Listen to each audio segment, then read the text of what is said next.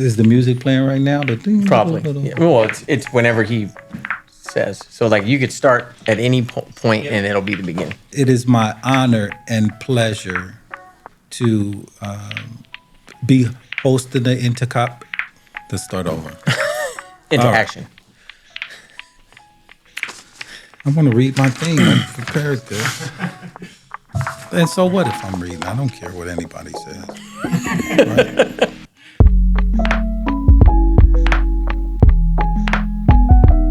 Welcome, everyone. My name is Louis Edwards. I'm client advocate here at Touchstone. It is my pleasure and honor to host this month's episode, the 1-year anniversary of Into Action, and to interview our illustrious leader, Executive Director of Touchstone and Visalia Recovery Center, co-owner of Burchett and Edwards Sober Livings, proud father and husband, and one of my closest and dearest friends, Nolen Burchett. So real quick, before we start this month's episode of Into Action, we're going to do a little giveaway. We're celebrating because only 10% of podcasts make it past the first 3 episodes. We just made it through 1 year, so 12 episodes of Into Action have been brought to you guys. In order to celebrate, we're giving away a bunch of merchandise. In order to qualify to get the merchandise, you're going to have to go to our YouTube channel and leave a comment in this month's episode. For all the details, check out the description or the show notes. Have a great month. Welcome, Nolen. How you doing? I'm good. Thanks, Louis. Was that a good intro or what? Yeah, I feel like I should bow. You wouldn't know it by looking at me and Nolen. Maybe more so looking at me, you would. But me and Nolen met in prison. We became friends and have been friends ever since. I dare even say that we grow a little closer every day. You agree? I do. Kind of like we're married, right? Yeah, it depends on the marriage. But yeah, that's definitely how my marriage is with my wife. It's just like we're married, man. We don't always agree. We don't always get along. We don't kiss each other's ass. But I like that in a friend. It keeps me on my toes. You know, you're that yin to my yang. And I appreciate you, bro. And it's an honor and a pleasure to, to interview you today. Thanks. So you want to jump right into it? Yeah, let's do it. I got a job to do here. All right. The staff sent me in here to do a job, and I plan on getting it done. You know what that job is, Nolen? Nope. That job is to squeeze your story out of you. Oh, okay. All right. Well, it's to finesse the story out you. All right, let me put this away. Nolen, I know most of your story. I'm sure there's some things that I don't know. But I think that the listeners will be blown away by your story. Your story is inspirational. It's about addiction, recovery, redemption, and success. And I'm not asking you to bare your soul here today to give us everything. But I am asking you to share as much as you're comfortable with, Nolen, and maybe give the audience a peek into your soul. I think it's a beautiful soul. So, yeah, go on, lay it on us, man. Don't hold nothing back, Share everything that you're comfortable with, okay? Yep. All right. All right, so I came on Into Action. What we usually do is we ask, about your childhood and what led to addiction. And then we talk about, recovery, how you got out of it. And then we like to wrap it up with what you're doing to maintain your sobriety. Sure. All right. So with that in mind, I want to try to do it in 3 little segments. Okay. We met in prison, Nolen. Why don't you start off by telling me, a little bit about your childhood and what led you to prison, right to that moment. Don't go any further because we'll save that for the next part. All right. But tell me a little bit about your childhood and what a guy like you do, how you end up in prison, bro. Yeah, well, it's a long story, obviously. It took me 33 years to get to that point where I got myself locked up. But yeah, so I started my childhood. So when I was a kid, I was in a good family. I got parents that loved me, took care of me. But I might even categorize it as like spoiled me. Didn't want for much. Got way more than most kids, meaning like material things. And if I wanted to play a sport, they put me in that sport. My dad was participated in as like a coach in a few different leagues. Mom was always like a PTA mom, and participated in all the bake sales and she's a good parents. I had good parents. So I mean, I know I can't. I don't think it's for lack of like love or anything. As I was growing up, it's not what led me to my addiction. I think we do have alcoholism and drug addiction in our family. A lot of this stuff, like I found out after the fact. Like growing up, I didn't know. I didn't know that I had an uncle that died of a heroin addiction. I didn't know that both of my grandfathers were alcoholics. So growing up, I just kind of saw the behavior. So I didn't spend too much time with my uncle, the one that passed from a drug overdose, but I did, interact with him from time to time. I knew something was off.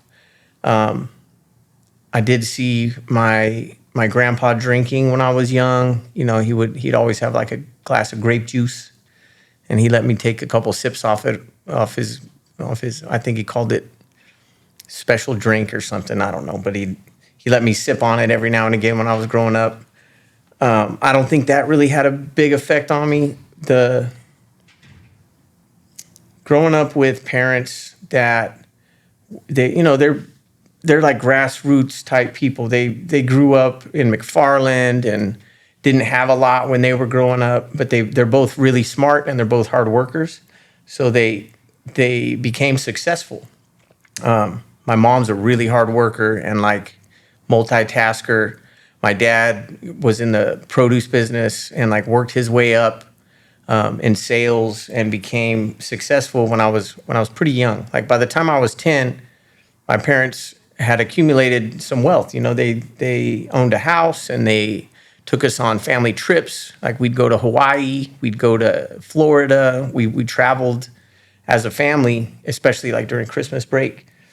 But everywhere we went, and even at home, there was a lot of drinking going on. It wasn't like they would drink and like, physically like beat us or anything like that. There was a lot of love in the home. But I started to associate over the years, I would associate like parties and adults having fun with alcohol. Every time we had friends over or a barbecue, or I invited my friends over and their parents came, all the adults would drink, And when I got in high school, I started to drink here and there, especially like my freshman, sophomore year is when I really started. And I think it was just because I associated like fun and parties with alcohol. So I started drinking, and I noticed at a young age that my drinking was a little different than most people's. I would drink double, triple what my friends would be drinking, and I'd end up sick or I'd end up like embarrassing myself. And so I noticed young that I had a problem with substances. I knew that I couldn't just have a drink or two. I didn't ever want to just have a drink or two. Like once I got that first little buzz going, I chased it all night, and I'd end up throwing up in the bushes and passed out. So never really got myself in trouble. Didn't do a whole lot of drugs when I was in high school. I tried marijuana. Didn't really try any hard drugs, and maybe my senior year I might have, but I can't like put my finger on a certain time that I did like cocaine or opiates or anything like that. And while I was in Visalia growing up in high school, when I went to college, totally different story. I went to San Diego State right from high school, and it was my first time like living out of the house. I was in the dorms, and I had a car, and TJ was like 15 minutes away. So I just got in trouble quick down there. I would drive down to TJ and pass out in some cantina, and God knows, just do all kinds of dumb shit. That's really dangerous. Yeah. It was 98. It's probably a lot more dangerous now, but so I started hanging out with a bunch of guys at San Diego State that were older than me. Started doing, I think the first thing I started using besides alcohol and marijuana was cocaine. And we did it every time we would drink, we did cocaine. Every time. I wouldn't. Yeah, Nolan, I like to call alcohol cocaine lubricant. Actually. Yeah. They're like peanut butter and jelly, especially for me. Yeah. Sorry for cutting you off. No, you're right. That's what it became. Anytime I'd get a buzz going, I was using, I don't know if we had cell phones. I probably did in 98. I'd be calling the guy down the street, going to his house, getting a little baggie, and then keeping the party going, Started using like hallucinogens. I remember taking mushrooms a few times, and pretty much anything that was put in front of me. I tried methamphetamines my freshman year of college. I can't remember doing much else besides that, but it wasn't for lack of trying. It was just wasn't offered or available to me. Those were the things that were like readily available, and I did them. So, did you notice at this time that you had a problem? well, I was, I was a freshman in college, and I was typically like an A student, some B's here and there, but I went to college and it was like 2.0 if I like pushed hard at the end of the semester. But I knew I wasn't even trying. I was trying to party and have fun and meet girls. I wasn't trying to go to college. I was there because that was what was expected of me. I think also at that point, like, I'm 18, I'm out of the house. I realize mom and dad can't take care of me forever. And I think I started to realize, like, shit, I got to do this on my own. I have to, like, earn a living, and I got to figure life out on my own. And I think I was scared. So I just kept hitting the pause button. I'll just party and worry about that tomorrow. You know what I mean? Because it's intimidating. I think I had a lot of, like, self-doubt, too. I didn't think that I was good enough or smart enough or that I was going to be capable of success. And so I just partied instead. That way I can, I'll worry about that tomorrow. I'm going to have fun right now. Yeah, that resonates with me. I had the same issues. I just feeling like, I don't know, I didn't believe that I was capable of a different life. So that resonates with me. Yep. Yeah, so I kept moving locations because I got, my grades were bad at San Diego State, so I decided, I better move. Maybe that'll fix it. I was already like doing some shady stuff to get money. I like wrote bad checks, and I had 2 bank accounts, and this didn't work for long. But I had 2 bank accounts, and I would like write one check to the other and like deposit it and pull out the money, and within days they're like, hey. What are you doing? Yeah, knock it off. You owe us a lot of money. So I was already like trying to finagle a way to keep the party going that I knew wasn't the right way to live my life. And I always had someone to bail me out. I'd call mom and dad and say, I don't know what happened. I wrote a bad check and I thought my money was in the, I'd just make up some BS story, and instead of like letting my credit get bad or having me go to court or something like that, they'd bail me out. They'd put the money in the account. So ended up moving back to Visalia really briefly, and then ended up at Fresno. So I was at Fresno State. I think first I went to Fresno City for like a semester. I remember I lived right by this liquor store, Bulldog Liquor. It was like on Cedar and Shaw. No, what that's that. Yeah, and I lived in these apartments right there by the McDonald's. It was like, I forget the name. It doesn't matter. I lived in a 1-bedroom apartment by myself, and I would walk to school, and I would almost every single day on the way back from school go to Bulldog Liquor. I wasn't even 21 yet, but I'd buy a fifth of, what was I drinking? Probably like Bacardi or something really like rum, you know? I'd buy a fifth of rum, a 2 liter of Coke or Pepsi, and I'd go back to my apartment. And then usually I'd end up calling the Coke dealer that I met and getting that, and I'd like be running up debts, and I drank heavily when I was in Fresno, and I continued like using a lot of drugs too. Stayed here in Fresno for a couple years, and then ended up getting a DUI. It's the first time I had handcuffs on. That was a rough night. I was at this nightclub they used to have on Shaw. I think it was called the Millennium. And I was in the Millennium nightclub, and I had like 4 Long Island iced teas, and we were supposed to go to some house party, me and the guys I was with. And so on the way to the house party, which was not far from where I was, I went to the dealer's house, got a bag of stuff, had weed on me, had cocaine on me, and I got back in the car, drunk as a skunk, and I just started driving. I don't know if I was lost.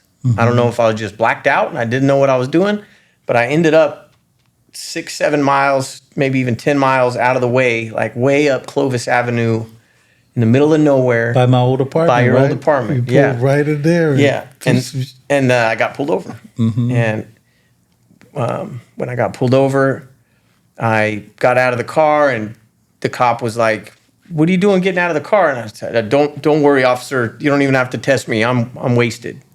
I'm wasted." And he goes, "Stay right there." And he like turned around and went to get his breathalyzer or whatever he did. And I reached in my pockets and I threw all the stuff behind me. And he didn't know. So I should have got charged with like possession and all kinds of stuff. But I had just cleaned out my pockets and threw them. And then the officer turned around and came back. Obviously, I was drunk. I think I blew like a .24 or something like that. And I ended up in jail. Or no, I ended up with handcuffs on in the back of his car. The truck I was driving got towed. And at that point, DUIs weren't, I mean, they were still a big deal, but I think that was 2001 because I just turned 21. It was like 6 months after I turned 21.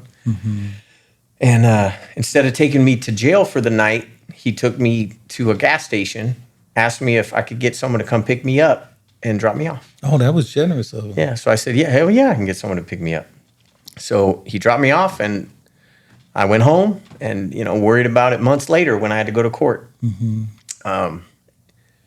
So I moved again because I thought that would solve the problem. So I moved up to Chico State, the party school. So I was up there, and it just continued.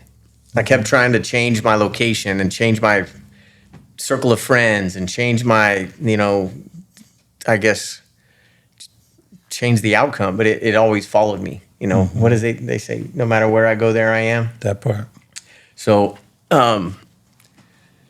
in Chico, there was a lot more stuff. Like there was availability of different substances than in Fresno. I pretty much just did cocaine and alcohol. And when I got to Chico, there was all kinds of stuff. It was like all kinds of psychedelics and uppers and downers and side-to-siders and all kinds of stuff. I mean, some of them, I don't even know what it was called. I was the kind of addict where I would take something and then say, "What was that? What did I just take?" That was good. Yeah. Woo. I might try that again. What was that? What's that called? Just in case. I wouldn't ask before. I'd just do it. So I ended up having a couple friends that they supplemented their income by selling drugs. And one of those friends got into Oxycontin. And that was like the first opiate that I really tried. I'd probably taken a Vicodin or something like that in the past. I'd never done heroin, but I'd never been offered it. I probably would have done it.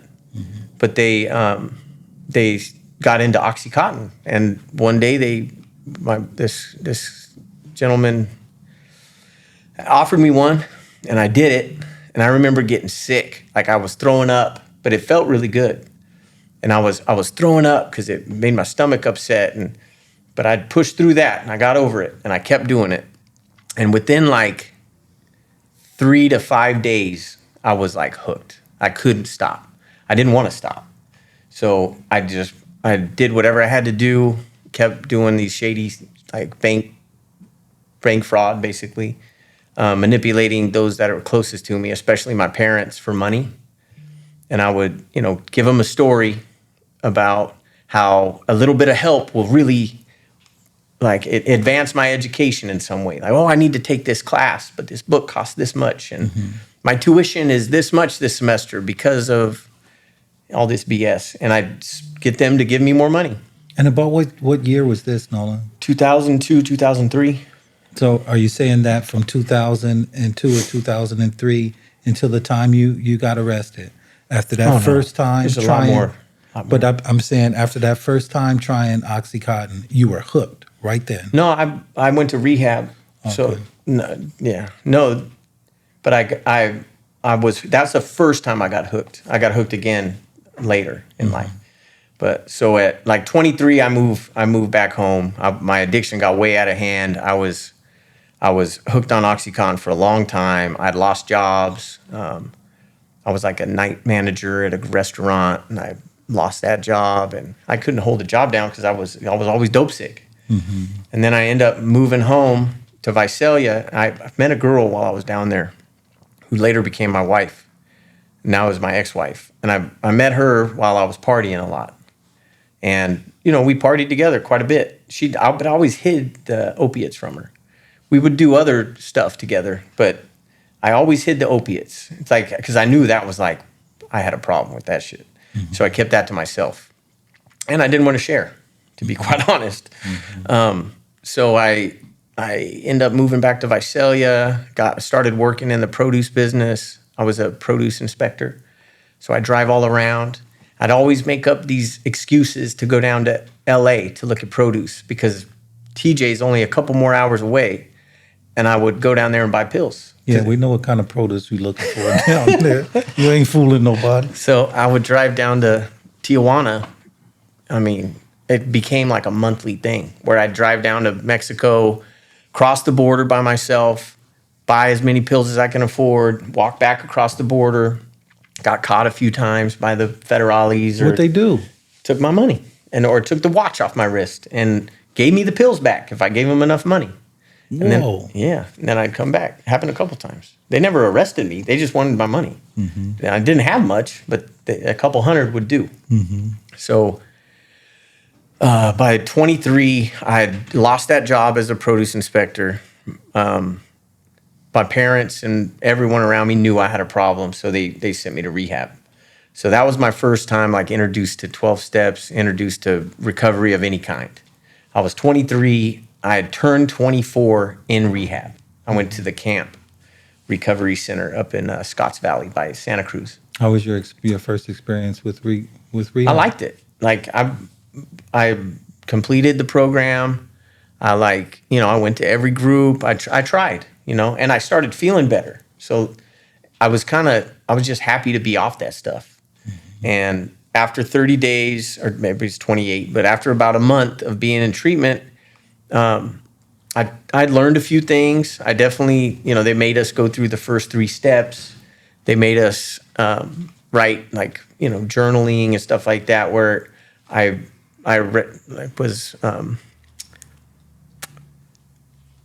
would think about how much money I spent, how much time I spent, how many relationships I had damaged, what my drug use, what the consequences were. And so they made us lay that stuff out and talk about it and write it down. And we had a family session where my parents came, and it was kind of nice. I cried the whole time, but it was really nice because I got to tell them about all the shit I'd been doing. I stole your money, and this is how. I lied to you about this and that, and it felt really good. So it was good that I almost felt like I could start over. When I got out of treatment, I was now 24. It was January of that year of probably 2004, 2005. I think it was 2004.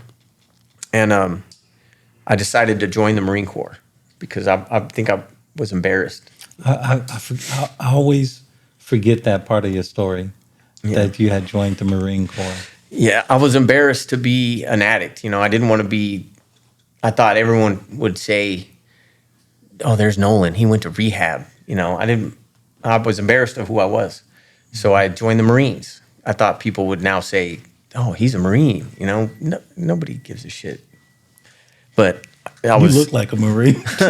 So I was. My older brother was in the Marines as well. So I always thought that was neat. So I think you'd have been a hell of a general, or for real, bro, a hell of a general. I did good when I was doing good in there, like during training and the first year and a half, 2 years of the Marine Corps. I did really good. I moved up fast. I was a Lance Corporal by the time I finished basic training, that's an E3, and which most people, you don't get that for 9 months to a year. Yeah, I'm not surprised by that. I know the Nolen that's sitting here today. I'm not surprised by that at all. Well, you could have been fucking general. I messed it up. If you wanted to.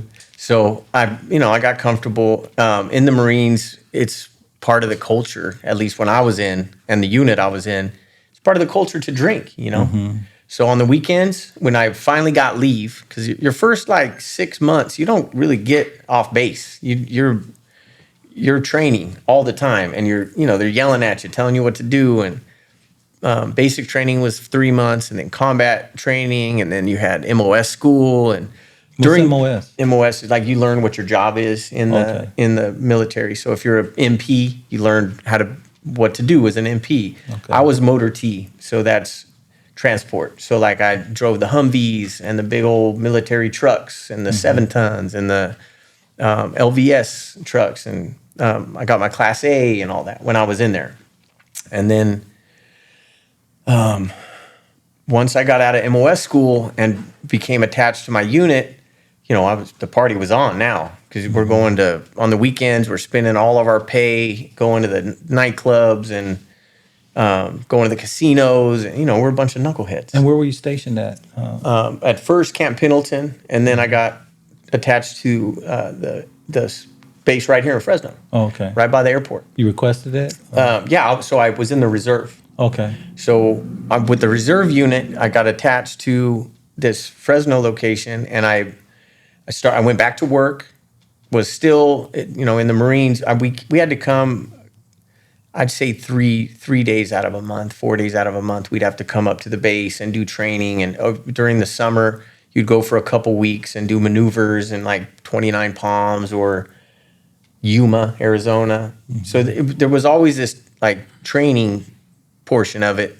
But most of the time now that I'm not in 24-hour-a-day lockdown Marine Corps freaking mode, most of the time I spent with Marines was at the bars. Partying. Mm-hmm. I got back into the produce business when I was in the Marines.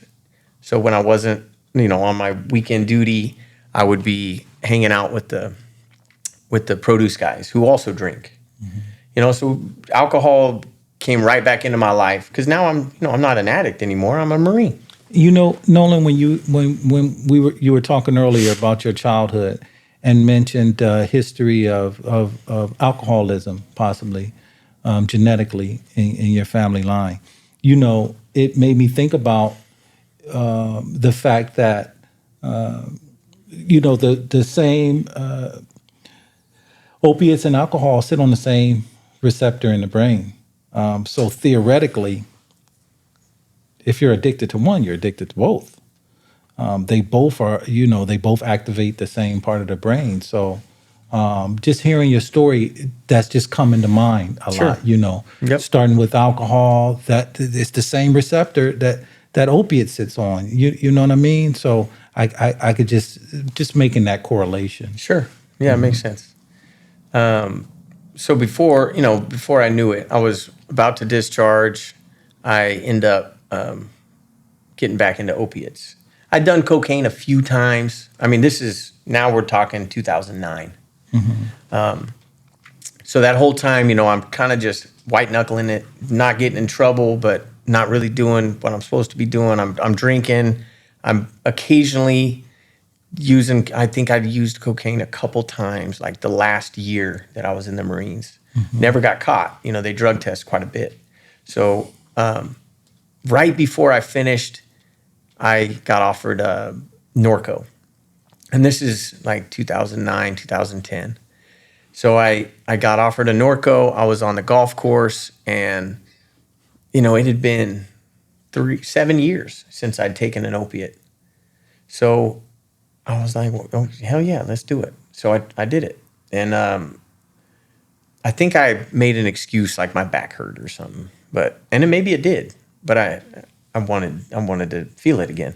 So I took a Norco. I called that guy who gave it to me the next day probably, bought some more, and I was off. It was on again. It was on. So I stopped drinking because it's hard to drink when you're on those. Yeah. So I just started doing Norcos again. I was in the produce business again. I was out of the Marine Corps. I ended up taking 10 to 20 a day by the end of the first couple months of using. And Damn, that's a lot, homie. Yeah, I used it a lot. And they were getting expensive. The FDA was cracking down on all these pill mills, and my use of opiates progressed from 2010 to 2013. And 2013 is when I ended up in prison. But I tried to stop. I went back to rehab again. I was embarrassed, to ask for help, so I always hid it from everybody. I'd never told my now ex-wife. I hid it from her. I hid it from my best friends. I hid it from my parents, my brothers. I didn't think anybody knew that I was on them again. But I was taking a ton of them. By the time I got arrested and went to prison, I would take 40 on a slow day. I would take 60 on a day. If I had a couple hundred pills in my pocket, I'm going to take 50 or 60 that day. I guarantee it. Damn. Yeah, I'd wake up in the morning, and I was holding down a full-time job.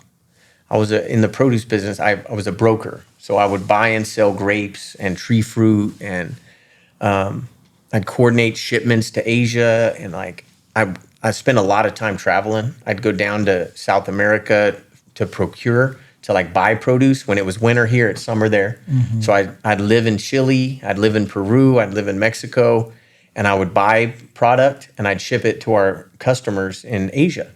Mm-hmm. And so I traveled to Asia all the time too. My passport was full of stamps. Mm-hmm. And Nolen is fluent in Spanish. Yeah. I used to be a lot better at it, especially when I lived in Chile. Mm-hmm. So I traveled all over the place, and everywhere I went, I had to have a huge, like Costco Tylenol bottle full of Norcos. And if I didn't, I'd get sick, and I would make up an excuse and fly home from, you name it. I flew home from Santiago, Chile. I flew home from Vietnam one time. I would always something happen. I've got to fly out. Sorry, because I'm out of pills and I'm sick. Mm-hmm. I remember one time I was in Peru. I was down there on a business trip for a week. Maybe more than a week. It had to be a couple weeks, because after a few days, I ran out of pills. And I remember I tried so hard to find a doctor that would give them to me, and try to find a taxi driver who would sell them to me. And it was hard down there. It wasn't like the U.S. There wasn't an opioid epidemic. Mm-hmm. So trying to find them was impossible. So, or at least it was for me at that point. So I went through withdrawals in a hotel room, locked myself in that room for 3 or 4 days, and just sweat and kick and couldn't sleep and smoke cigarettes. And I remember when I finally started feeling better, I looked at the hotel room door, and there was 4 bills that the hotel had slid under the door for smoking in my room. It was $250 for each offense. Mm-hmm. And there was a few of them. And I'm like, man, thank God for this company credit card. Mm-hmm. My parents weren't too happy about that one. At that point, I was working for my dad's produce company. Mm-hmm.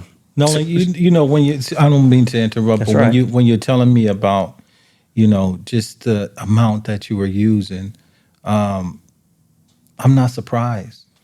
I'm not surprised, because you're a beast, bro. And I know from experience, and myself and us that were going hard in addiction, it was just robbing us of our potential. We were pouring all our potential into the wrong addiction. thing. Yeah. You know what I mean? Yep. And once we stop and start pouring all of that potential somewhere else, shit just busts open. Yeah, for sure. So I'm not surprised by that because you are a beast. And so I'm sure you're a beast anything you put your mind to. And I could see that was where your mind was at. Positive or negative, yeah. Yep. Yeah, it's definitely a character flaw. Like, it can be used to your advantage, but I think excess of anything, exercise, I mean, just moderation, I have that I'm not good at that. I have that same character flaw, bro. Yeah. Where and that's why we have so much in common and we work so well together. Is because if I'm going in, I'm going in. Yeah. There's no half measures. Yeah, I agree. So I ended up taking 40 to 60 a day most days, and that was at least for the last year before I got arrested. And you taking that many pills, I had a good job. I mean, that produce job that I had where I was in sales, I was the export manager. I was doing good at my job too. Like I did have some bad days because of my drug addiction, but I was a hard worker. I showed up every day. I'd wake up at 5:30 in the morning, take a handful of pills, and go to work. Yeah, I'm not surprised by that. So I ended up owing a lot of money. I mean, I was making good money. I was a 6-figure job and had a company car, and I was broke. I paycheck to paycheck, and I would owe money before I got that check. So I'd get a paycheck, and a chunk of it is to pay what I already owe, and most of the rest of it is going to my habit. So it was hard living. I was making my life very difficult to operate. It was unmanageable. Let's say that. I ended up borrowing money from my in-laws. I borrowed money from my brother. I borrowed money from my parents. Anytime they kind of got sick of that shit. So I refinanced a car that wasn't mine. I refinanced a company car, and then I started getting desperate. I check into cash, payday loans, all this craziness that. All I needed to do, man, was say, Mom, I need some help. I'm addicted to these damn pills again. I just couldn't do it. My pride would not let me. To tell you the truth, Louis, it didn't even cross my mind to ask for help. Didn't even cross my mind. Like I was trying to figure out a way out of it, I do. It didn't cross my mind either until I was in the back of the police car. Yeah. Yeah, until in retrospect, you're like, oh, I'm a dummy. Yeah. So I got real desperate and started thinking like way outside the box of my moral compass was non-existent, right? I mean, I will say this. I didn't want to hurt anyone. I didn't intend to hurt myself. I didn't intend to hurt anyone else. But I needed money, right? And I was trying to think of a way to pay the people I love back. So my father-in-law, one of my dad's friends, I owed probably 10 grand. And then I also had to keep my habit alive. And I also needed to make a few payments of like these checking to cash places that I had borrowed money from. So I was in the hole. So I started thinking like, what do I do? What do I do? Somehow, stealing from a bank came into my mind. And it was... Wait. No. Did you watch a movie? Yeah, it was a movie. What movie did you watch? Oh, I don't think I've ever told anyone this. So I'm watching, maybe my wife. I was watching these. Because you said you kind of like casually tried to slide that by me. Yeah, I'd rather do that. Yeah. Robin Banks was like. No, so I was a Matthew McConaughey movie, man. It was him and his brothers. I forget the name of the damn movie. It was like set in the 1920s. And they would go around robbing banks. And they'd like use a explosive to blow the safe up when the bank was closed. I don't know the name. I think I've seen that. I'm sure you have. I think it was called Lady Killers or something. Maybe that's a different movie. It's a different movie. Okay. It's like the something brothers. It doesn't Okay, I know matter. what you're talking about. Okay. So So you got the idea. so I was like, oh, because I think in that movie Matthew McConaughey says something about like we ain't hurt nobody and it's all insured and like he's justifying doing this and it kind of looks cool, right? And yeah, it did in their case it did, not mine. Yeah. The Newton Boys. It's called the Newton Boys. Yeah. So I was I mean that's how it originally came into my mind. Mm-hmm. But I did like the way it looked was nothing like that. You know, I got the first time I tried, I attempted to do that was it had to be early 2013, and I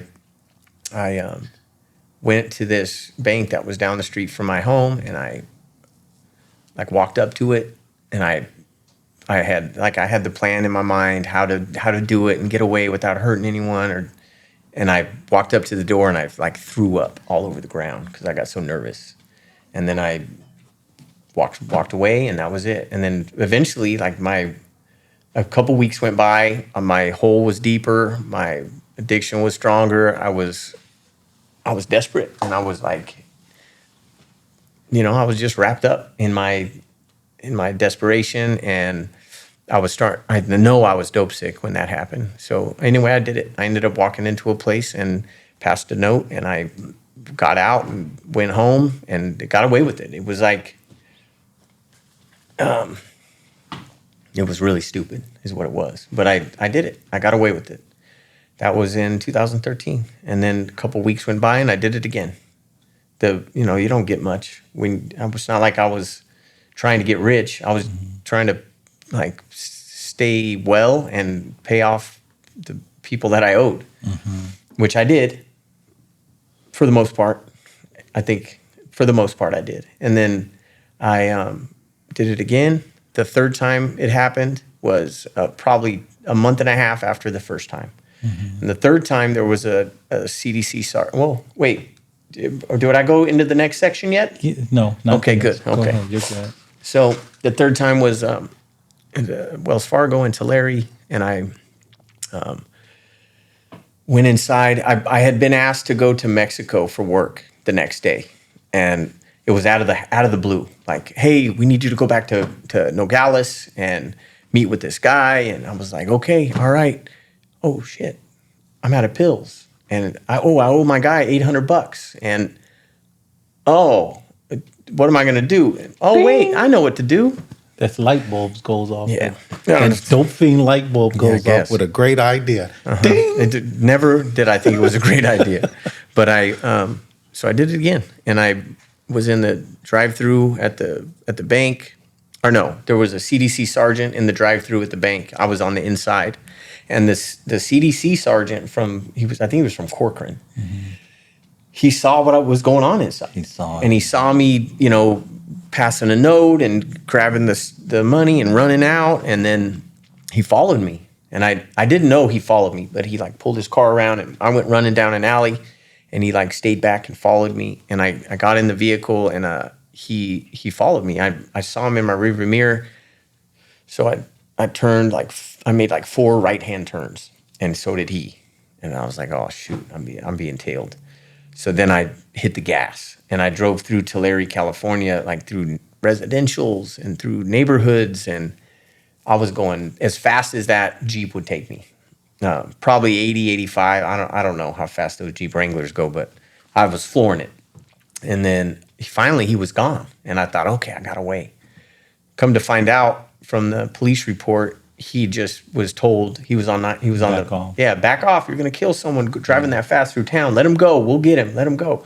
So he did. He let me go. And then I end up, Visalia and Tulare are right next to each other. So I end up about a quarter mile from my house, and I'm on my way home. I have my family there waiting for me. They're barbecuing in my backyard of my house. Mm-hmm. And you're robbing banks. Yeah, and I was supposed to be cooking at the barbecue, but I kept telling them, I'll be right there. I'll be right there.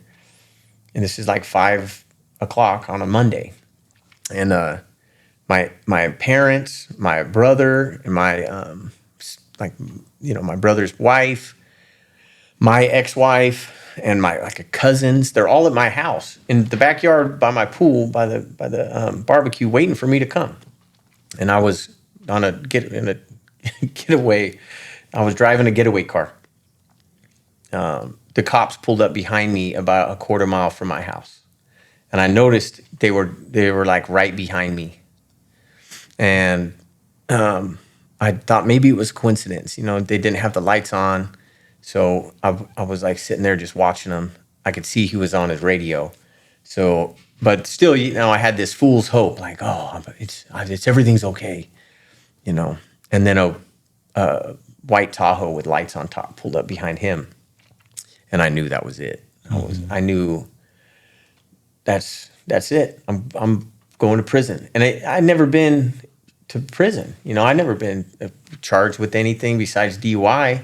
So You had never even been to jail before. Never been to jail. I've been to the drunk tank. I'd been in the drunk tank once, maybe twice. Mm-hmm. I think once though, and it's like for an overnight. But I'd never been like processed. I'd never been to county jail. So I figured, I've been doing some stupid stuff, and I'm probably going to prison for 20, 30 years. I had no idea.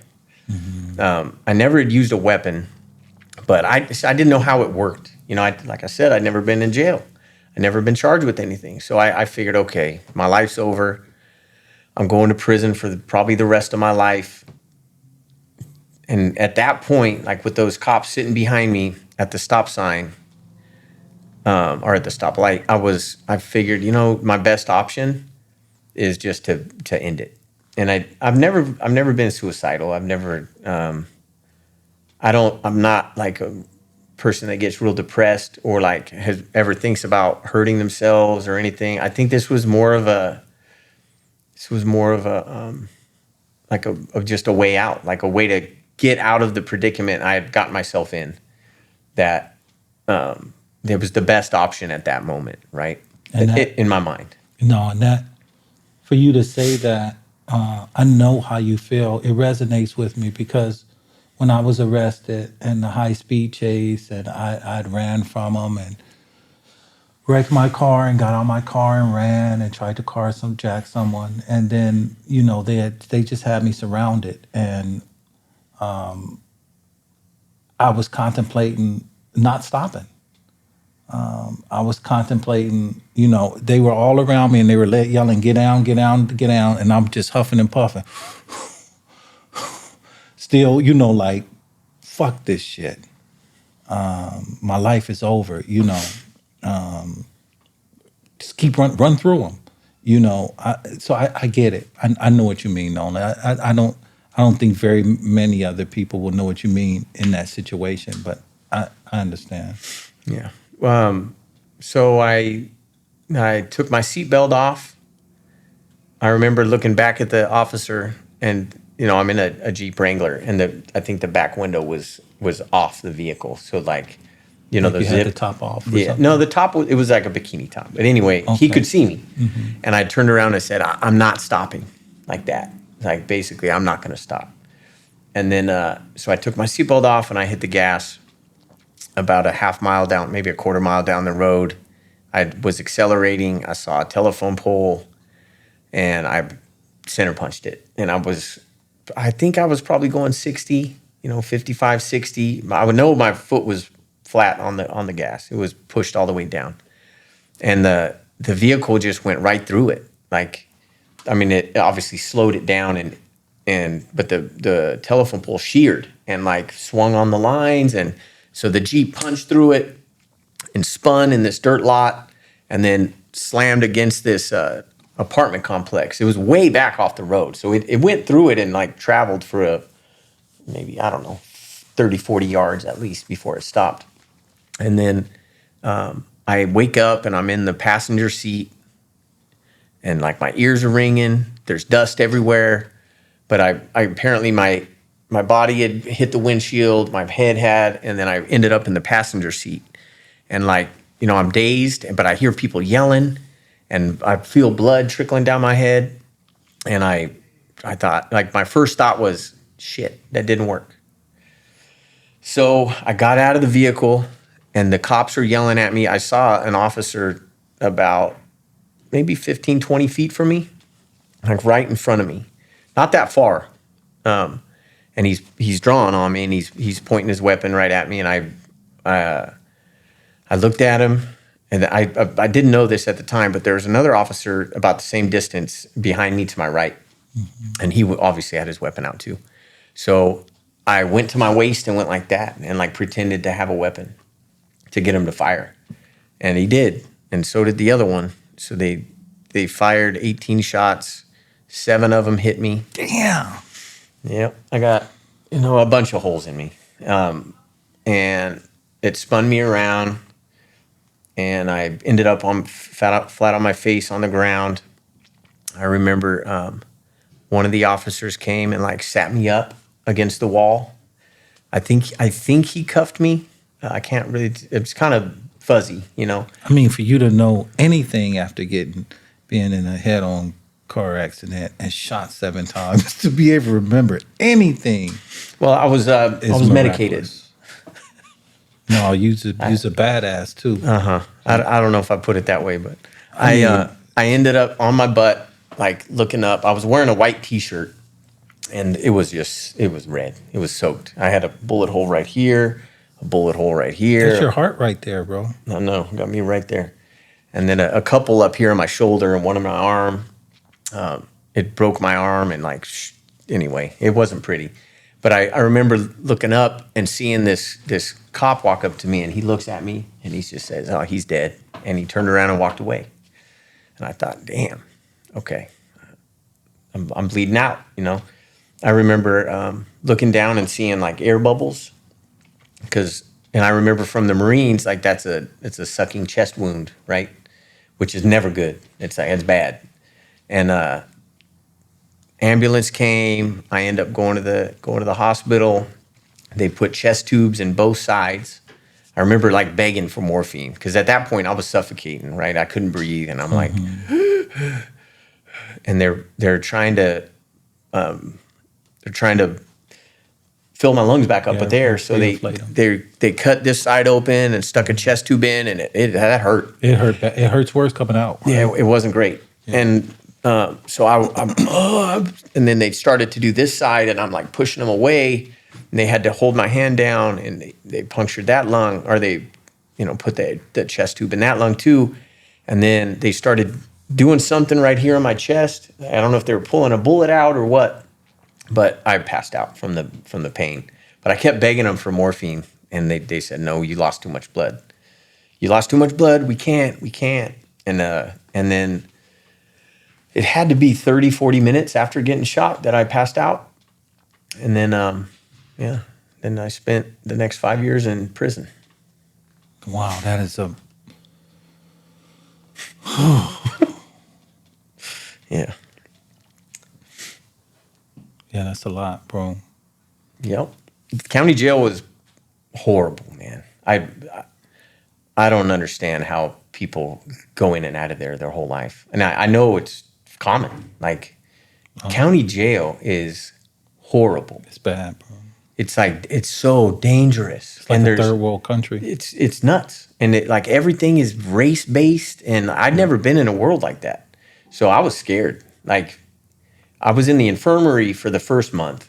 Oh, no, I was in the hospital for a while. And then I went to the infirmary in county jail. So I was in a cell by myself. I was all jacked up. I had bullet holes in me. They were changing my dressings every day. And, it was a long road till I was in general population. Yeah. But even when I got put in that pod the first day, I was scared, man. And it had been a couple months since I got shot, so I mean, my wing was busted. I was still all jacked up, and but getting put in that pod with all those guys, that was a scary day. And how long were you in the county before they actually 9 sent months. you to prison? Well, I guess, 9 months from the day I got shot and put in the hospital till about 9 months later, I got put in reception in prison. You've never been to prison before, Nolen. You've never been in trouble. You get off the bus, your first day at prison. Oh, shit. You get off the bus the first day at prison. What's your experience? So when you go to prison, they process you. The first part, it's very embarrassing. It's like, you're an animal and you're a number at that point. So I get off the transport. I think we took a van, and we're in these white jumpsuits. We're shackled, and they take me in, and I'm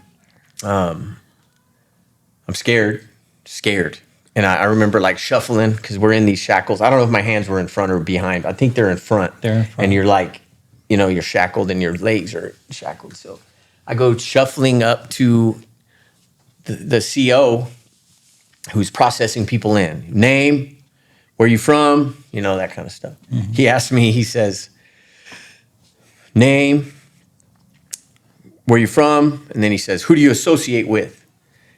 And I was like, what? And he goes, who do you associate with? And I said, my friends and family.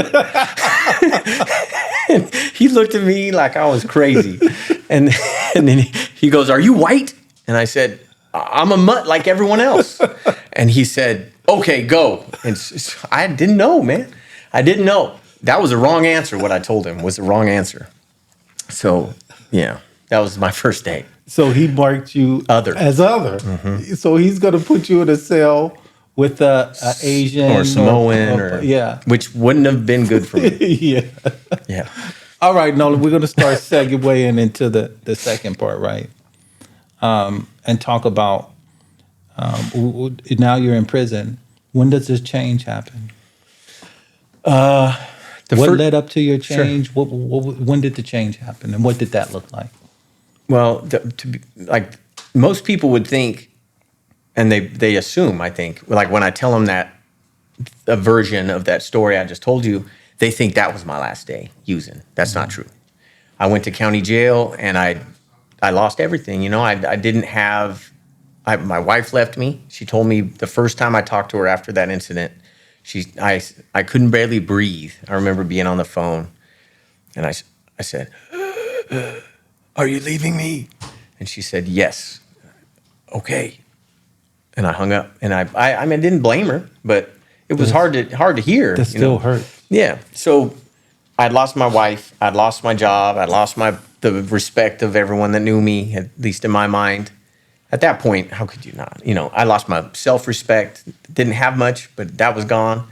My life was totally different from that day forward. It had been different for a long time, but now there was like no faking it. Like I'm in shackles, So my justification at that point for continuing to use is why not? What do I got to lose now? Mm-hmm. Shit, now I got nothing, no reason not to use. So right? What are you saying, Nolen, that you were in prison using drugs? Yeah, that's what I mean. So like when I was in county jail, I used a few times.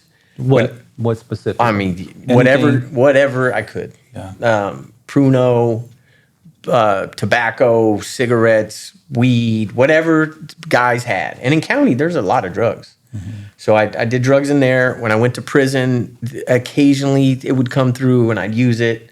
And that's dangerous, man. Running in those circles in prison is dangerous. When I met you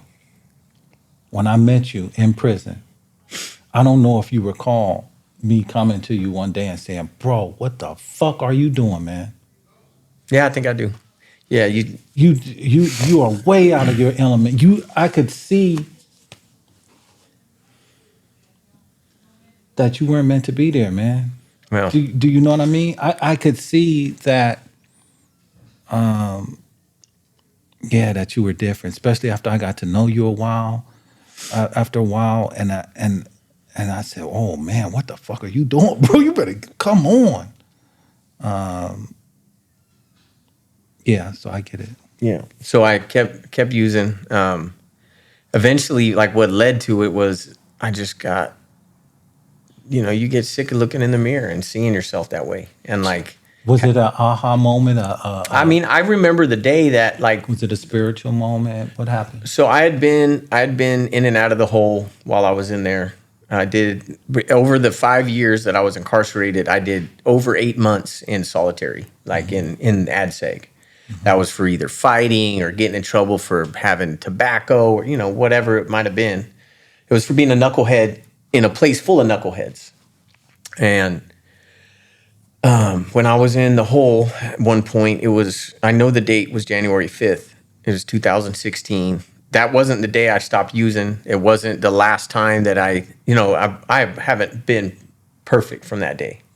But I do know that on that day, like I remember looking in the mirror and like absolutely detesting the reflection that I was looking at. And I realized, and I was in ADSEG, I was by myself. So I had plenty of time to think. And I remember thinking like, okay, like what do I want to do? Do I want to continue living this way? Because if I knew, like, I wouldn't last much longer.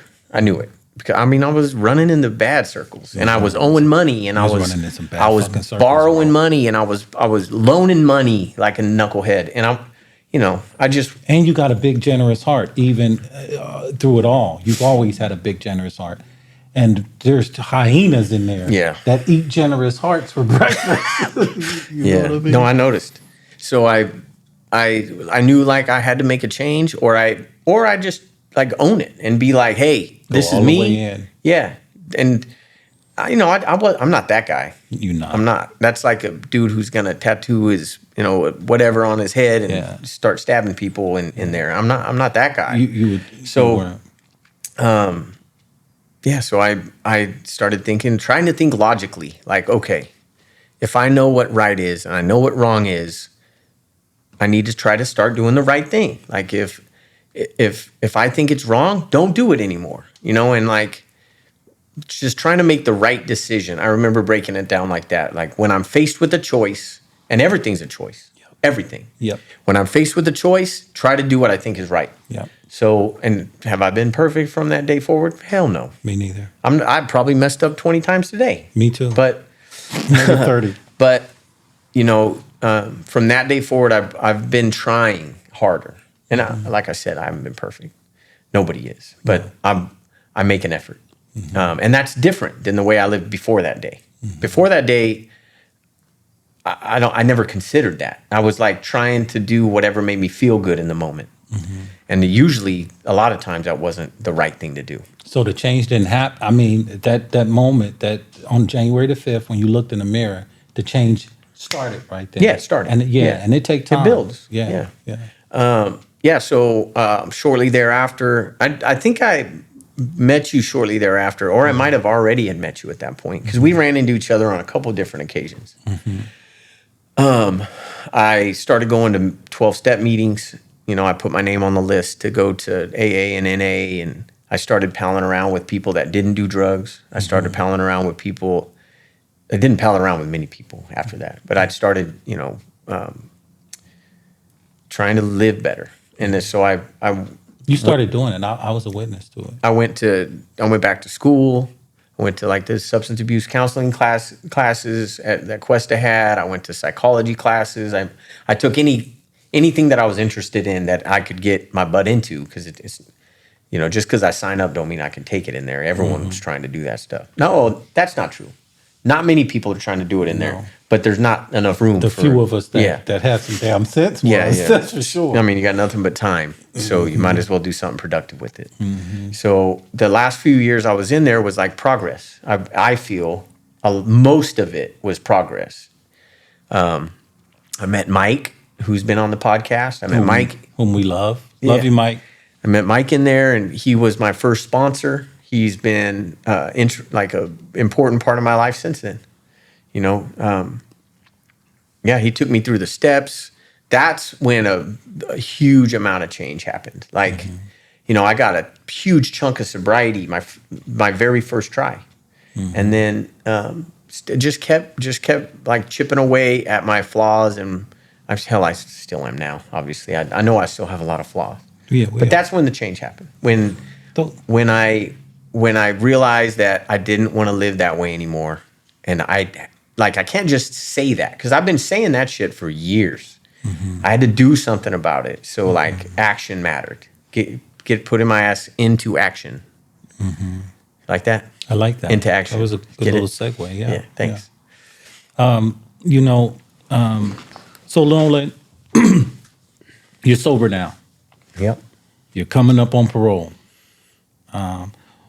Walk us through what happens. So now we went through the addiction part, right? Sure. I said your story is a powerful, inspirational story of addiction, recovery, redemption, and success. So we covered the addiction and recovery part. You get out of prison. You've been sober for a couple years now. How did you become successful? How did you maintain your sobriety, first of all, once you came home? Yeah. And how did you find the redemption and the success that you found over the last 5 years? So I continued going to meetings. I continued working on myself. It's kind of, I know, like, you have a different way of expressing like the what keeps you sober. It's not really 12-step meetings. It's like bettering yourself every day. That's part of me too. That's part of my story too.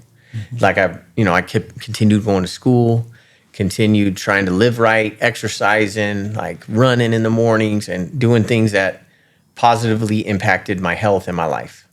I also continued going to 12-step meetings. The first day I got out, I went to a meeting. The second day I was out, I went to a meeting. I tried to realign myself like with the right people and people that are obviously not perfect, just like me, but trying to better themselves. And I figured the best way to do that was to continue my education and to go to self-help groups. So I did. I continued AVP, so Alternatives to Violence Project. I continued doing that after I got out. So I would facilitate groups in Bakersfield and in Kern County to help people to learn alternatives to violence. And, I did that, which really helped with like public speaking and communication and facilitating groups when we got into the substance use treatment. So that's how I stayed sober. That's how I stay sober still to this day, is like I try to do the right thing, and I know that ain't using. I try to continue to better myself. I know that's through like self-help, so education, going to meetings, spending time with my family, spending time with people who are like-minded, having meaningful conversations. Yeah, and just like,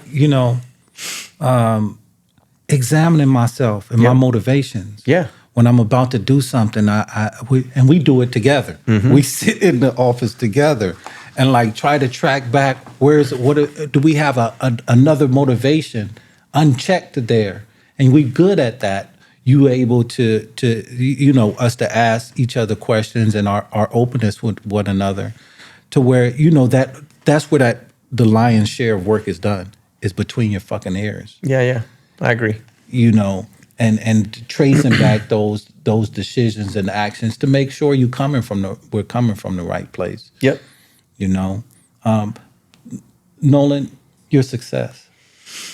What has been the key to your success, man? You're executive director here at Touchstone. You're executive director at Visalia. You're owner of Burchett Network Sober Living, 6 Sober Livings. You've done miraculous, extraordinary in the last 5 years. And I'm asking for myself, for the audience, what's the key?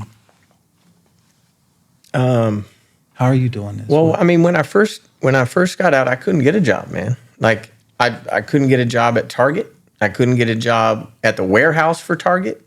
I couldn't get a job working at Kohl's. I remember, because I got out in the summertime. I didn't have a job by winter. But I had applied to multiple. I was going to college. I got out, and within a month, I was in a college at a university going to school full time. I was going to the gym every morning. I walked to school. I rode my bike, or I took a bus for the first semester every single day, right? I'm telling you that because I think it's important when you put your money where your mouth is. Like if you put effort into your goals, they usually come true. Like you usually achieve them. So I didn't care what my setbacks were. I didn't have a license. I'll walk. I didn't have a bus pass, or I didn't have a bike to ride. I'll walk. I'll get there. It was 4.5 miles. Well, I'm sorry. That's an exaggeration. It was over 4 miles to school every day. And I got there. I left my house. I stayed with my 85 at the time. She was 84. I stayed with my 85-year-old grandma. I walked to Cal State Bakersfield every day. I left her house by 4 a.m. and I'd go to the gym. I was there before it opened every day at 5. I'd work out, and I always signed up for the morning classes because I knew that's where the serious people went, because they're going to show up every day. So I signed up. I took a ton of units, but I was done. I started at 7 a.m. I was done by 1 or 2 every day. And then I'd walk home, or I'd get a bus ride. And it felt awesome, right? It felt great. And I was free, you know? I could walk as slow as I wanted to. I didn't have a job, not that I wasn't trying, but all I had to do was go to school and stay sober. That's it. And I knew like tomorrow was going to be okay. Yeah. So continued going to school, put effort into achieving my goals. I couldn't get a job, but I didn't let that stop me. Like I figured out a way to make money. I put up Christmas lights. Yeah, you did the Christmas lights. I did anything I had to do to like have enough money in my pocket to survive and to, date somebody. Like I started dating my now wife, Kelly, when I had no job. I was a full-time student. I was just trying to figure out what to do with my life, And this was roughly 5 years ago, correct? A little over 5 years ago, yeah. We started dating in October of 2018. So when I met Kelly and started dating her, I was a student. I think I started doing the Christmas light thing, which was, I just like started asking these companies. I knew a window washer up there who'd like he did window washing for like all these big buildings and corporations. So through those connections, I knew a bunch of like rich business people that were older that couldn't put up the Christmas lights. So I had a couple college students put up a bunch of rich old guys' Christmas lights, and it made some money. And then in an honest way, And then started renovating houses. So I have a family friend in Visalia, actually, who renovates houses, or he owns some rentals. And so I helped him like gut them, and I made $15 an hour. But I showed up to work every day, and I worked until the job was done, And enjoyed it too. And enjoyed it. It was fun. Yeah, I say that because, me too. I got out, I went to school, and I washed dishes in the scullery. Yeah. And I fucking loved it. Yeah. I get it. But I guess I'll save that for then. Go ahead. So, so I think to answer your question, I think it's just like perseverance, hard work. There's not many people that, we work with a lot of people. We have a really good team here at Touchstone. Like most of us are exceptional, the people on this staff. They are. That's not the way the world works, man. There's a lot of lazy people out there. And there's a lot of people that you can't count on. And there's a lot of people that aren't honest and can't look you in the eye and tell you the truth. And they're not dependable. And I'm not one of those people. I believe destiny brought this team together. That destiny brought you and I together. That destiny is compelling or propelling us to our destiny.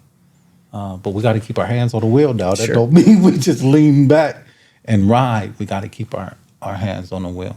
So if I hear you correct, Nolen, you're saying that your success is due to just putting action behind your goals and your dreams. Yeah, it's hard work. And then like taking every opportunity that's presented. And I first started working in this field pretty quickly after Kelly and I started dating, and like soon thereafter. I got a job for Northbound Treatment Services out of Newport Beach, and I was in business development. So that means like my job was to go around to all the different treatment centers, develop relationships, learn about their programs, educate them about Northbound's program, and create relationships with hospitals, therapists, treatment centers, lawyers, doctors, whoever. Like anyone who, and in my mind, everyone is a potential referent. Everyone.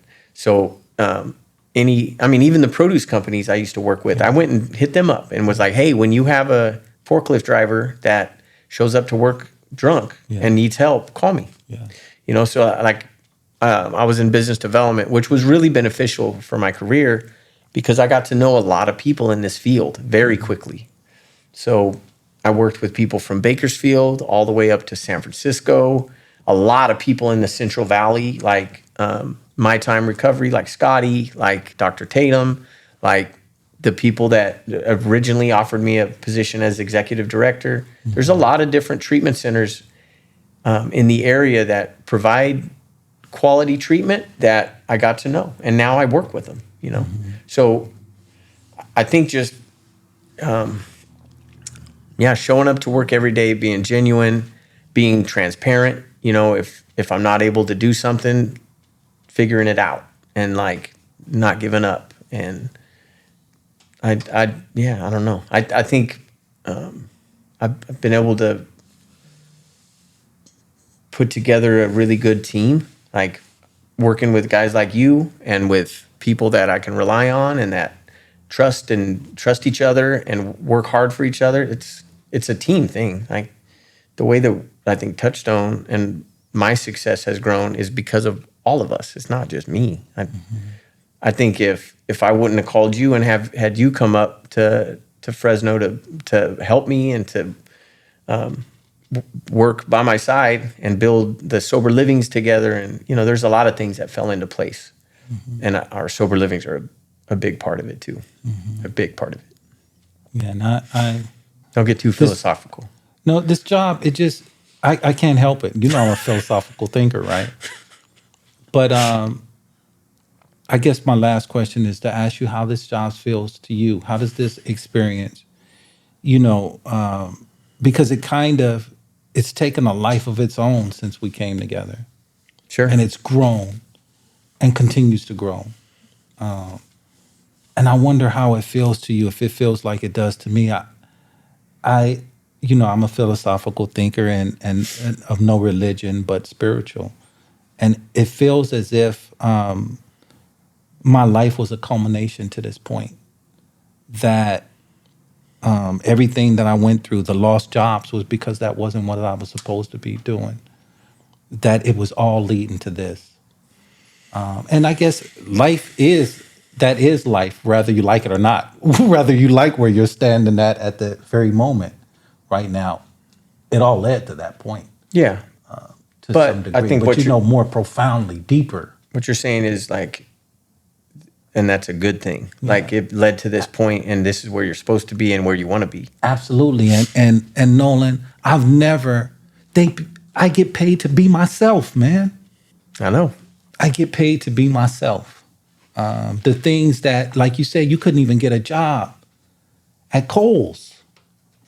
Maybe based on your because of your history or whatever, you couldn't get a job at Kohl's. That's what's beautiful about this industry is like we get to give second chances. Yeah. Like it's okay to have a past. Yeah, I love that. Our best, I shouldn't say, the majority of our top employees here, and I'm including myself in this. Maybe I shouldn't, but I am. There you are one. Are convicts. Yeah. Like we went to prison. Because Nolen, and I said I'd save that for later. You gave me the perfect segue. There's something about, I said in a poem that I did the other day, but there's me telling you about prison, you would think it's a waste of time. But there's jewels. For sure. There's jewels. Introspection. In that, if you're wise enough to dig them out while you're sitting in there. I agree. It's jewels in there, bro. life changed, just jewels. Because like you said, you come home, washing dishes was a amazing job to me, you know, but there's jewels in there, bro. And a lot of people just don't realize that if you in there, you doing the work, and the jewels, bro. Jewels. I agree. I think it was the most productive time of my life. Mine's too. Ain't that crazy? It is. It was, I would never want to do that again, ever.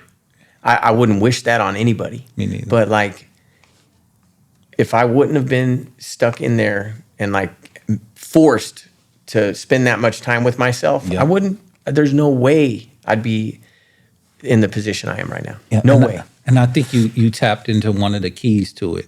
Is having that time to spend with yourself Yep. and being forced to look at yourself. And that time where you said you looked in the mirror, and I'm sure a lot of us or all of us in there do that. And you choose again the light or the darkness. Mm-hmm. You know, you choose, hey, I'm in this motherfucker, I'm just going all out. Or you like, man, I got to turn Can't this do around. this anymore. And if you wait until you go home, and I used to tell them that all the time, if you wait until you It's go too home to late. change, it's too fucking late, bro. Yep. It's That's too true. late. Yep. All right, Nolen, thank you. Thank you for giving me the honor of interviewing you. I appreciate you doing it. I love you, bro. Love you too. Let's see where this thing goes, man. Yep. We're just beginning. Yeah, let's turn it up a notch. All right. Let's turn it up a notch, man, and see where it goes. I love you, and thank you for letting me host and for sharing your story with me and with the viewers. My Y'all pleasure. have a good night. This is Lewis and Nolen coming from the Touchstone building and the Into Action podcast. Everybody be safe and have a sober, safe weekend. Bye.